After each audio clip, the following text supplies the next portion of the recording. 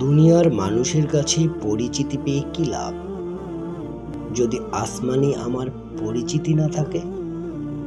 দুনিয়ায় বিখ্যাত হয়ে কি হবে যদি আখিরাতে থাকে অখ্যাত? এই কথাগুলো প্রতিটি মানুষের অন্তরে প্রথিত থাকে, কেননা আজ আমরা সবাই চিরস্থায়ী আখিরাতকে বাদ দিয়ে ক্ষণস্থায়ী দুনিয়াকে আপন করে নিয়েছি। সুখের মালিককে ভুলে এমন কোথাও এমন কিছুর মধ্যে সুখের তালাশ করছি যার ফলাফল শুধুই মরীচিকা।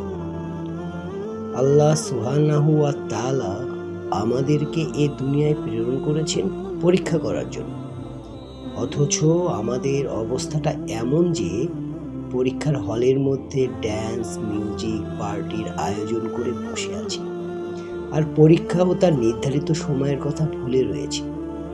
এটা সত্য যে আমাদের পক্ষে দুনিয়াকে বাদ দিয়ে চলার সুযোগ নেই, কিন্তু দুনিয়ার মধ্যে ডুবে থাকা যাবে না।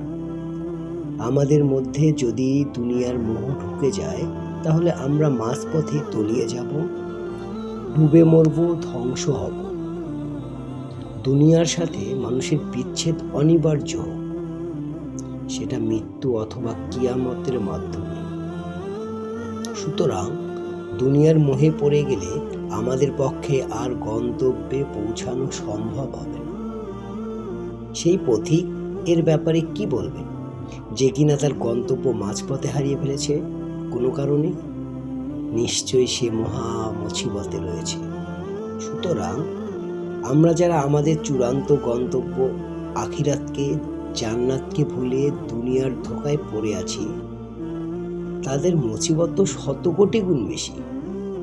সময় থাকতে আমাদের দিনের পথে ফিরতে হবে, দুনিয়াকে বৃদ্ধা আঙ্গুল দেখিয়ে। আমরা চাই অথবা না চাই, আখিরাতের জীবন আমাদের জন্য সুনিশ্চিত।